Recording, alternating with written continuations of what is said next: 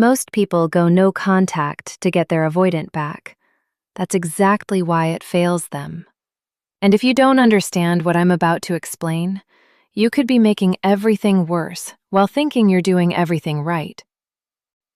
Here's what's actually happening inside an avoidant when things get close. Their brain is not passively feeling uncomfortable.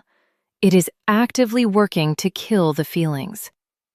Researchers call these deactivating strategies, deliberate mental moves the avoidant makes, mostly without realizing it. They focus on your flaws. They romanticize being single. They rewrite the relationship history. Suddenly, it was never that good. Suddenly, you were always too much. This is not cruelty. This is their brain doing the only thing it learned to do when closeness felt dangerous. And that suppression is not free. It costs energy. Researcher Dr. Roger Kobach found that when avoidants think about loss, their body's stress response spikes just as high as someone anxiously attached. Their face shows nothing, but underneath, their body is running the same storm. They've gotten so good at hiding it, they've hidden it from themselves. So when you're constantly present, texting, reaching out, needing things, you are fueling the very mechanism that keeps them shut down. Every bid for connection gives their suppression system a reason to keep working. When you go no contact, you take that fuel away. And underneath everything, avoidants also want closeness. They are just terrified of what it costs them. That war between wanting you and needing to push you away runs inside them constantly. When you remove yourself, the suppression system has no new threat to fight. The feelings held underwater start to float up. Brain scientist Jaak Panksepp identified what he called the panic and grief system, a hardwired alarm in the human brain that activates the moment we lose someone we're bonded to. Avoidants have this running in them just like everyone else. They've just spent their whole life learning to build a wall around it. But walls need maintenance. The longer you're gone, the harder that maintenance becomes, until it starts getting through anyway.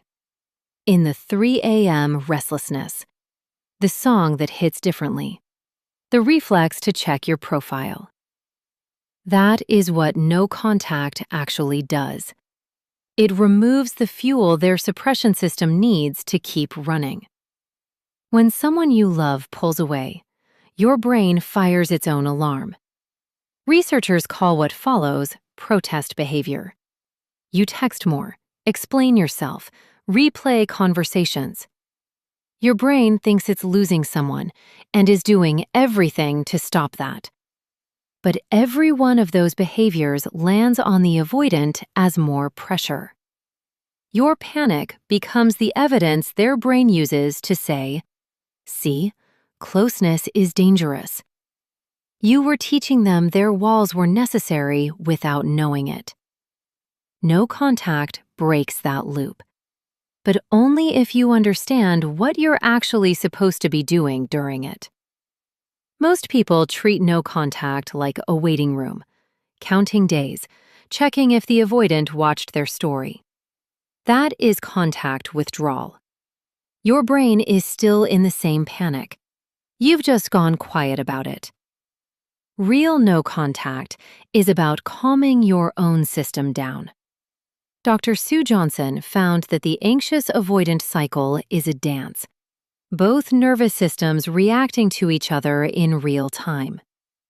When you genuinely shift, the signal you put out changes, and avoidants, whose brains have been reading the emotional temperature of every room since childhood, feel that difference before they even think a thought about it. That's why the version of you that comes out of real no contact lands differently. Not because you played it cool, because you actually became someone whose presence doesn't set their alarm off. There's a specific window inside this process that most people blow right before it opens. After a breakup or major withdrawal, avoidants go through phases. Phase 1, the first few weeks. Their defenses are at full strength. They're building the story. I'm better off alone. They were too much. This is not the time to reach out.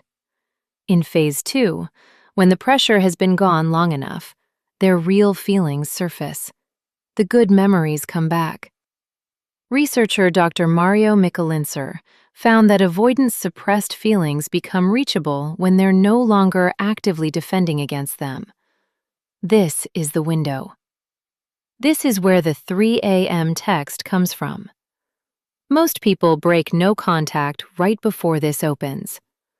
2 or 3 weeks in, the pain becomes unbearable, and they send the "just checking in" text. The avoidance defenses immediately reactivate. They go cold, and the person assumes no contact wasn't working, never knowing how close they actually were. If this is landing differently than anything you've read before, drop a like. It tells me this is the depth you needed. When no contact backfires, the two nobody talks about. The obvious backfire is chasing during no contact, but 2 less obvious ones catch people off guard. The first, some avoidants have a deep belief that people always leave eventually. When you disappear without any honest conversation first, instead of creating longing, you confirm that story. I knew they'd go. And they use that to shut the door faster. The second, avoidants have built their entire identity around not needing people. Removing yourself can hand them exactly the proof they've always wanted. See, I'm fine without them. They fill the space with work, with distraction, with new people.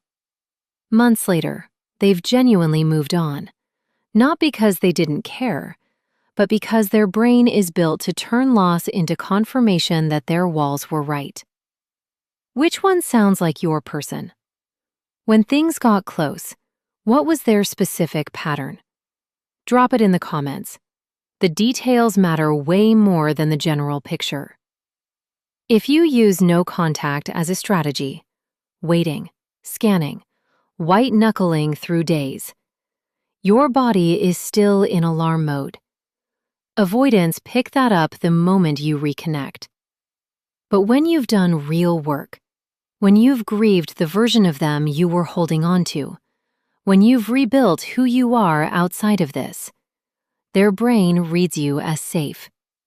Not consciously, before they even form a thought about it. And if you do that work, and they come back, and within weeks the same patterns return, the walls, the coldness, the pulling away the moment real closeness is required, no contact did exactly what it was supposed to do. It showed you who they are when the chase stops. That is the clearest information you will ever get about whether this has a real future. The goal was never to get them back.